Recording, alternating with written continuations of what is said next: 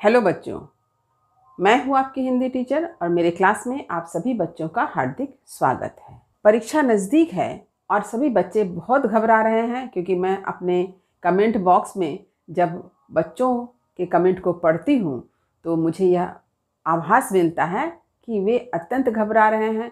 परीक्षा में कैसे प्रश्न पूछे जाएंगे, इन सारी बातों को लेकर काफ़ी चिंतित हैं।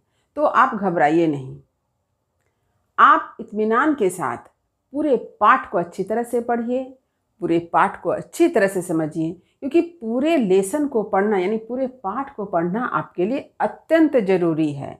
यदि आप पूरे पाठ को नहीं पढ़ते हैं तो आपके लिए परीक्षा में काफ़ी दिक्कत आएगी।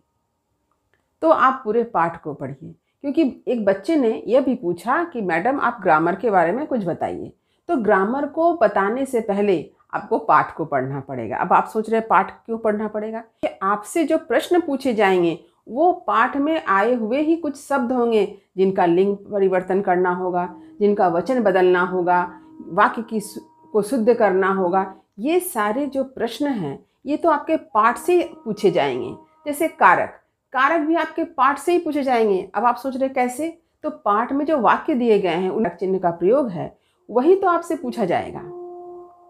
मैं इसकी चर्चा आने वाले समय में करने वाली हूँ, तो इसके पहले आपको अपने आप में पहले तैयार होना होगा। आप पूरे पाठ को अच्छी तरह से पढ़िए, क्योंकि पाठ को पढ़े बिना आप किसी बात को अच्छी तरह से समझ नहीं पाएंगे। तो मैं आप लोगों के समक्ष जो समय समय पर MCQ या SAQ टाइप जो प्रश्न उत्तर चर्चा को लेकर आती हूँ, इसका कारण भी तो यही है कि ताकि आप इन सारे प्रश्नों को जब पढ़ें तो आपको पाठ जो है पूरी अच्छी तरह से समझ में आ जाए। क्योंकि प्रत्येक पेज से मैं छोटे छोटे प्रश्नों को चुनकर उसके उत्तर को लेकर आप लोगों को बताती हूँ। तो एक तरह से तो आपका काम थोड़ा मैं आसान कर रही हूँ, लेकिन मुख्य कार्य जो है आपको ही करना होगा। आपको पाठ अच्छी तरह से पढ़ना होगा, क्योंकि आपको परीक्षा देनी है। आप अपने आप में एकदम स्ट्रांग बनिए, बहादुर बनिए। किस क्षेत्र में? पढ़ाई के क्षेत्र में। जैसे युद्ध करने लोग जाते हैं तो क्या करते हैं? सिर्फ क्या एक ही अस्त्र चलाना जानते हैं या एक ही शस्त्र चलाना जानते हैं? नहीं, जो व्यक्ति युद्ध करने जाता है वह हर तरह के अस्त्र शस्त्र की शिक्षा लेता है, तभी जाकर वह युद्ध के मैदान में उतरता है। तो आपको भी युद्ध की तैयारी पहले से करनी है।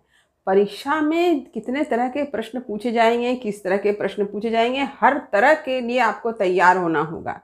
तो इसके साथ ही साथ मैं आप लोगों को एक और बात बताना चाहती हूँ कि परीक्षा की तैयारी आपको परीक्षा के तारीख से बहुत पहले से ही करना है।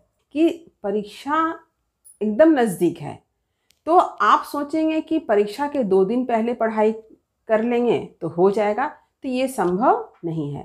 परीक्षा आने से पहले ही, परीक्षा आरंभ होने के पूर्व ही आपको इसकी तैयारी करनी है। आपको पूरे पाठ को पढ़ना है, प्रश्न उत्तर को पढ़ना है, पूरी बात को अच्छी तरह से समझना है। क्योंकि अगर आप सोचेंगे कि परीक्षा कल है और आज मैं पढ़ाई करूंगा और मैं पास कर जाऊंगा, तो ये संभव नहीं है। ये चमत्कार हो सकता है। जैसे कि अगर युद्ध होता है तो क्या सैनिक युद्ध की तैयारी एक दिन पहले लेते हैं? हमारे देश में इतने सारे सैनिक हैं, ये सैनिक हर दिन एक ट्रेनिंग में है, हर दिन ट्रेनिंग ले रहे हैं, हर तरह के अस्त्र शस्त्र को चलाना सीख रहे हैं। उनका जो जीवन है वह एक ट्रेनिंग के अंतर्गत वो कठिन से कठिन जो है अभ्यास करते हैं। क्यों? ताकि जब कभी भी शत्रु हमारे दरवाजे पर आए तो उसका डटकर सामना कर सके। लेकिन शत्रु अगर हमारे घर के दरवाजे पर आकर खड़ा है, उस समय अगर हमारे सैनिक ट्रेनिंग लेंगे तो क्या हम कभी युद्ध जीत पाएंगे? नहीं जीत पाएंगे ना। तो युद्ध को जीतने के लिए युद्ध की जो तैयारी है या युद्ध के लिए जो ट्रेनिंग होता है वो बहुत पहले से लेनी होती है। तो आपको भी परीक्षा को एक युद्ध समझना है और उस युद्ध को जीतने के लिए आपको अभ्यास बहुत पहले से करना होगा। तो बहुत से बच्चे ये पूछते रहते हैं कि मैडम कुछ समझाइए, कैसे पढ़ें, कैसे तैयारी करें। तो मैंने यही सोचा कि चलो इसी क्रम में मैं आप लोगों को यह बात समझा दूँ। उम्मीद करती हूँ कि यह बात आपको अच्छी तरह से समझ में आ गई होगी। यदि कहीं कुछ समझने में दिक्कत हुई तो कमेंट अवश्य करें, मैं आपके हर प्रश्न का उत्तर यथासंभव अवश्य दूंगी। वीडियो को लाइक करें, सभी पढ़ने वाले विद्यार्थियों में इसे शेयर भी जरूर करें। जो बच्चे मेरे चैनल पर नए हैं वे चैनल को सब्सक्राइब करना ना भूलें ताकि हर नए वीडियो का नोटिफिकेशन उन्हें समय समय पर मिल सके। तब तक पढ़ते रहिए, जीवन में आगे बढ़ते रहिए। मेरी शुभकामनाएं आप सभी बच्चों के साथ है। धन्यवाद।